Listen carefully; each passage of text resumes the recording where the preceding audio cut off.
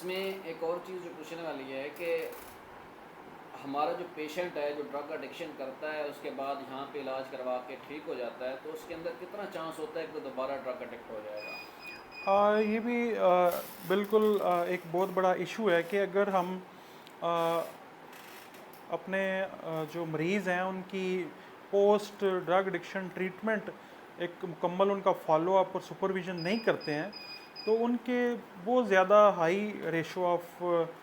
Relapse है। उसमें patient 70 to 80% relapse chances हैं अगर वो उसी माहौल में और उसी सोसाइटी में और उसी रवैयों के सामने दोबारा जाकर एक्सपोज होगा तो वो फ़ौरन with in 6 coming months relapse होने के चांसेस हैं। पोस्ट ट्रीटमेंट इसमें जो चीज़ें हमें ख्याल करनी है कि ऐसा पेशेंट दोबारा ड्रग एडिक्टेड ना हो या किसी साइकेट्रिक प्रॉब्लम में दोबारा से ना जाए, तो इसमें कौन कौन सी चीज़ें हमें देखनी होंगी, जो हमें फैक्टर्स अपनी ज़िंदगी में लाने होंगे कि वो बंदा या बंदी दोबारा एक ये साइकेट्रिक एक प्रॉब्लम में ना जाए? कम्प्लेक्स एक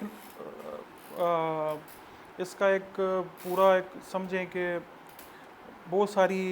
चीज़ों का मजमुआ हम इसमें रखेंगे।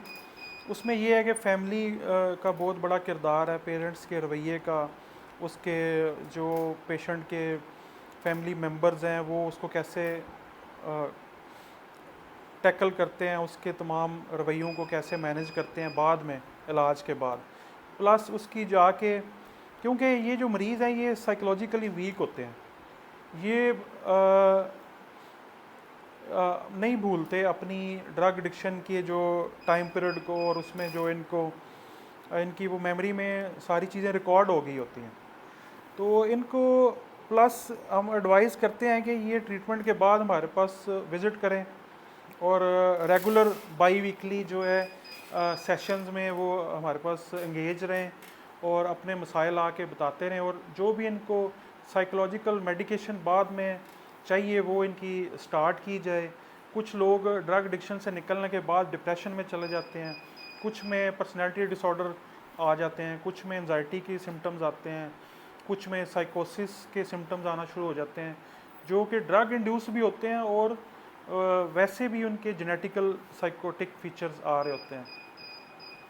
तो ऐसे हम उनको फिर साथ लेके सुपरवाइज करके डॉक्टर की सुपरविजन में, साइकाइट्रिस्ट की सुपरविजन में चलना ज़रूरी है। अच्छा, इसमें खुराक का कितना अमल दखल है कि ड्यूरिंग आप ट्रीटमेंट और पोस्ट ट्रीटमेंट? खुराक तो इनकी हेल्दी थ्रू आउट होनी चाहिए, क्योंकि ड्यूरिंग ड्रग एडिक्शन इनकी जो हंगर सेंटर है वो इनको बिल्कुल आई थिंक वो ब्लॉक कर देता है सिग्नलिंग कि आपने खाना खाना है। आइस के पेशेंट तो बिल्कुल खाना पीना छोड़ देते हैं क्योंकि उनका जो बिल्कुल वेट लॉस शुरू हो जाता है।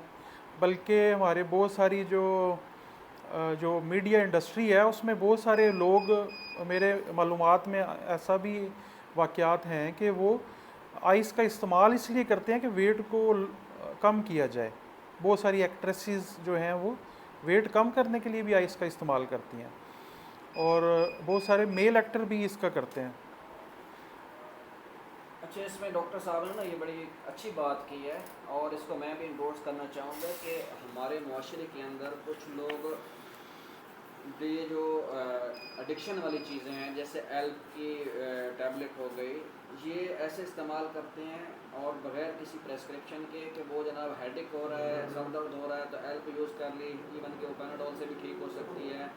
और वो और बाज़ औक़ात ये जो क्वैकरी हमारे सिस्टम में फैल चुकी है दाइयत, ये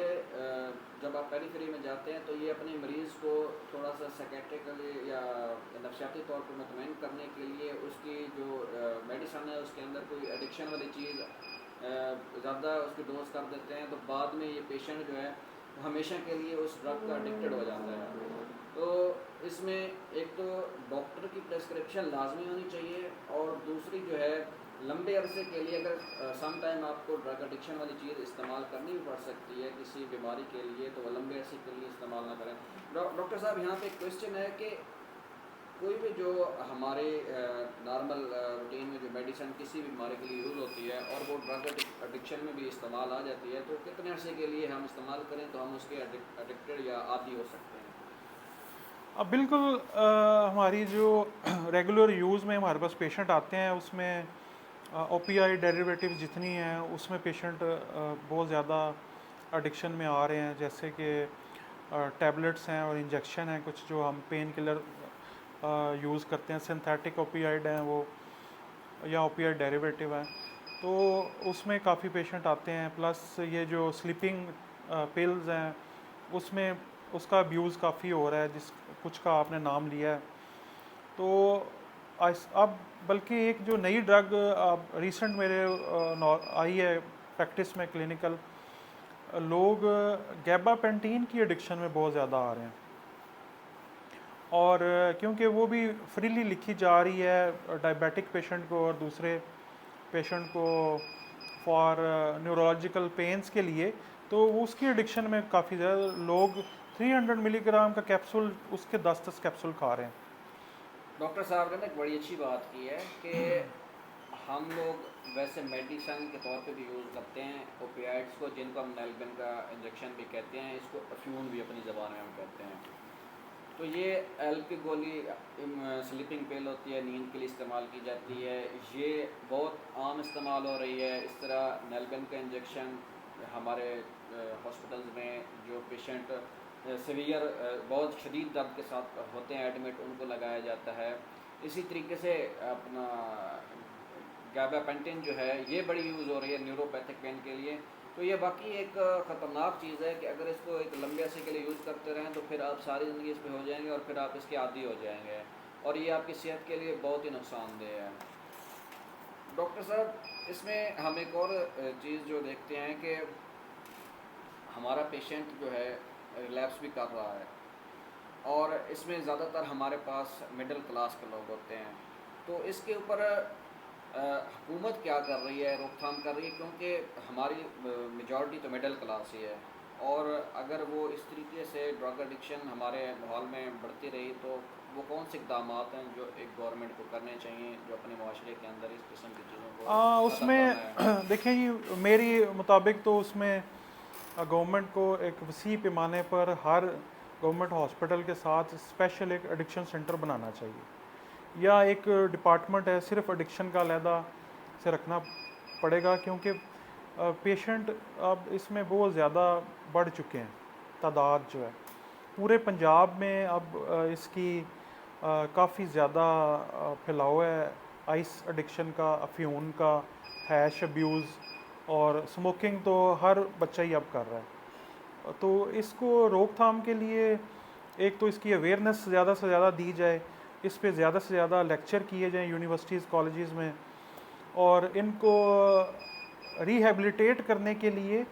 एक क्राइटेरिया मखसूस पाकिस्तान के लिए बनाना चाहिए कि पाकिस्तान की सोसाइटी जो है उसमें हमारे नौजवानों को इसके इलाज के लिए एक स्पेसिफिक डिफरेंट ट्रीटमेंट प्लान होना चाहिए। उसका अमेरिका के ट्रीटमेंट प्लान और यूरोप में जो ट्रीटमेंट प्लान से कोई ताल्लुक़ नहीं होना चाहिए। इधर हमारा कल्चर डिफरेंट है, इधर हमारा पेशेंट जो है वो एजुकेटेड नहीं है, इलिटरेट पेशेंट हैं, वो ड्रग अब्यूज़ शुरू कर देते हैं। उनको तो आप बात ही अपनी नहीं समझा सकते उसने ड्रग कैसे छोड़नी है। डॉक्टर साहब ने बड़ी अच्छी बात की कि हमारी मेजॉरिटी जो मुल्क में रहती है वो मिडिल क्लास है, जो अब एक दफ़ा आप ड्रग एडिक्ट हो जाएं तो आप अपनी जो ट्रीटमेंट है उसका अफोर्ड नहीं कर सकते। जैसे डॉक्टर साहब बता रहे हैं कि मिनिमम भी 2000 रुपये खर्चा है डेली का, और ये कम से कम ट्रीटमेंट 3 महीने तक चलती है, और सिर्फ उसको उसकी जो डिटॉक्स करते हैं वो भी 6 से 8 हफ्ते चलती है। तो गवर्नमेंट लेवल पे तो इसके पास तो गवर्नमेंट के पास कोई बड़ा एक सेटअप नहीं है जो कि मिडिल क्लास पेशेंट को इस तरीके से ट्रीट कर सके, उनकी केयर कर सके, उनकी डाइट का ख्याल कर सके। तो इसलिए लोगों को ड्रग एडिक्टेड बनने ना दिया जाए। हुकूमत की अपनी चीज़ें ऐसी होनी चाहिए, जिस तरीके से हमारे यहाँ एड्स चलते हैं इतने ज़्यादा खाने पीने के या मुख्तलिफ़ चीज़ों के, तो हमारे पास ड्रग एडिक्शन के भी एड्स जो हैं वो फ्रीक्वेंट होने चाहिए, और आवाम को इसको शऊर देना चाहिए कि ड्रग एडिक्शन जब आप करेंगे तो आपकी सेहत पे क्या क्या फ़र्क पड़ सकते हैं और आप कैसे बच सकते हैं। सबसे बड़ी जो ज़िम्मेदारी है वो वालिदैन की है। अगर आपका बच्चा, आपको लग रहा है कि किसी गलत एक्टिविटी में इन्वॉल्व हो रहा है या किसी ऐसे उसकी सोबत ऐसी है, कंपनी है, क्योंकि a man is known from his company, अगर उसकी सोबत बुरी हो रही है और वो हमेशा आपसे छुपता रहता है, क्योंकि ये जो ड्रग एडिक्टेड होते हैं, ये जो नफसियाती मरीज़ होते हैं, ये माशरे का सामना नहीं कर सकते, तो इनका आसानी से पता चल जाता है कि ये किसी गलत एक्टिविटी में है। तो वालिदैन को शुरू से इनको अगर रोक दिया जाए तो ये उनके लिए फिर आने वाले वक्त में कोई बहुत बड़ी जो है वो मुसीबत नहीं कर सकते। क्योंकि डॉक्टर साहब इसमें एक और चीज़ है कि क्योंकि आपको पता है जब एक पेशेंट नफसियाती मरीज़ हो जाता है या फिर नशा व अशिया का वो एडिक्शन हो जाती है, मुब्तला हो जाता है, आदी हो जाता है, तो वो माशरे में नेगेटिव एक्टिविटीज़ भी बड़ी करता है। तो बिल्कुल, इसमें क्राइम रेट बहुत बढ़ गया है। जो भी ड्रग एडिक्ट्स हैं वो अपना अखराजात पूरा करने के लिए चोरियां करते हैं माशरे में, और स्नैचिंग की वारदातें बहुत बढ़ गई हैं। ड्रग एडिक्ट्स जो हैं गलियों में लोगों का सामान उठा लेते हैं, गाड़ियों के मिरर, साइड मिरर्स उतार लेते हैं, और उनको अर्जा जो है वो मार्केट में सेल कर देते हैं। मोबाइल स्नैचिंग, पर्स फीमेल्स के स्नैच कर लेते हैं। बल्कि कुछ ड्रग एडिक्ट्स तो ऐसे हैं जो मोटरें भी बाहर से लोगों की पानी वाली उतार के ले जाते हैं, बाइक्स के पार्ट्स उतार लेते हैं। तो ये बहुत ज़्यादा क्राइम रेट ड्रग एडिक्ट्स का है। और जेल भी जो है आप देखेंगे, हवालात जाएंगे तो ज़्यादातर मनशियात के आदि मरीज़ जो हैं वो ही क्राइम कर रहे हैं। अच्छा, इसमें डॉक्टर साहब ने बड़ी अच्छी बात की है कि ये जो ड्रग एडिक्ट होता है या नफसियाती मरीज होता है, ये अकेला अपने आप को नुकसान नहीं पहुंचा रहा होता, ये बेसिकली माशरे के लिए भी एक नासूर बनता जाता है। अगर इसको शुरू से ना रोका गया, और आपकी जेलें ज़्यादा जो हैं वो इन्हीं लोगों से भरी पड़ी हैं कि छोटी छोटी चोरियाँ करते हैं, पकड़े जाते हैं, जेल में डाल दिया जाता है, इनकी कोई रिहेबिलिटेशन नहीं है, कोई इनका प्रॉपर ट्रीटमेंट नहीं है, ना गवर्नमेंट लेवल पे इतना ज़्यादा ख्याल किया जाता है। और वालिदैन तो हैं मिडिल क्लास, वो बेचारे दिहाड़ीदार हैं, वो अपना ख्याल करें, अपना पेट पालें, या और दूसरा ये उनके हाथ में भी नहीं आते। तो इसलिए जैसे ही बच्चा बड़ा हो रहा होता है, उसकी ग्रोथ हो रही होती है, तो शुरू से ही उसके कान में जो है ना, उसके दिमाग में उसका ब्रेन वॉश इस तरह किया जाना चाहिए कि वो ऐसी एक्टिविटीज़ में इन्वॉल्व हो जो वालिदैन के लिए भी अच्छी हों, माशरे के लिए भी अच्छी हों। तो इसके लिए सबसे पहले तो आप एजुकेशन इनको दें कि ये कौन सी चीज़ उनके लिए अच्छी है और कौन सी चीज़ उनके लिए बुरी है, और फिर इनकी कंपनी पे नज़र दौड़ाएं, इनकी एक एक चीज़ मूवमेंट का ख्याल करें, तभी जाकर और फिर हुकूमती सतह पे आपकी जो ड्रग एडिक्शन वाली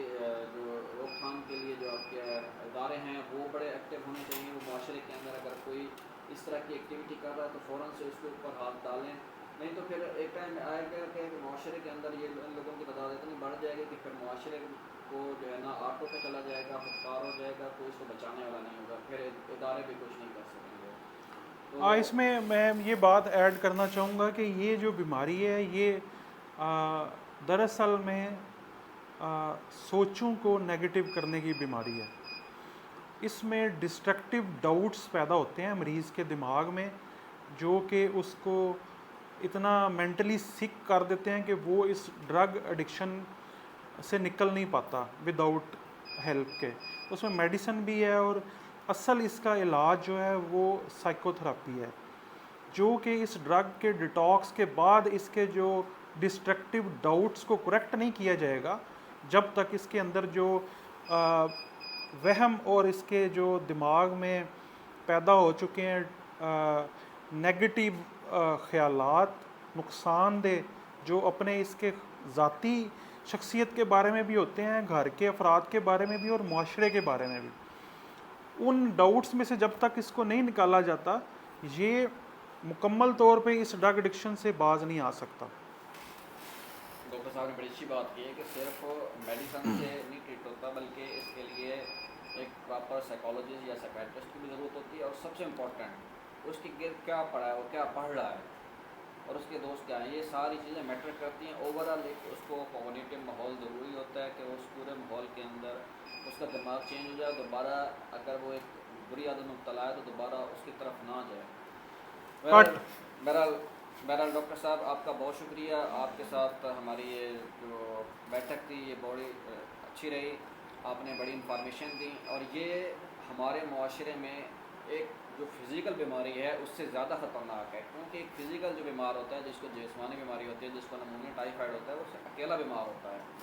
लेकिन जो नफसियाती बीमार होता है या जो ड्रग एडिक्ट होता है, जो नशा व अशिया इस्तेमाल करता है, वो मुआशरे के लिए ओवरऑल पूरे मुआशरे को बीमार कर देता है। तो डॉक्टर साहब बिल्कुल आपका बिल्कुल। बहुत शुक्रिया, आपने हमें टाइम दिया। आपका शुक्रिया जी, आप तशरीफ़ लाए हैं और आपने हमें मौका दिया। हम इस पे इंशाल्लाह मज़ीद भी आपके साथ इस पे बातचीत करेंगे। इंशाल्लाह। अब डॉक्टर बिलाल असगर वड़ाइच और डॉक्टर अज़ीज़ुल्लाह खान को इजाज़त दीजिए। इंशाल्लाह मुख्तलिफ़ बीमारियों के साथ और मुख्तलिफ़ इनके जो समाजी मसाइल हैं उनके ऊपर बात करने के लिए हम आपके पास दोबारा हाज़िर होंगे। अस्सलाम वालेकुम।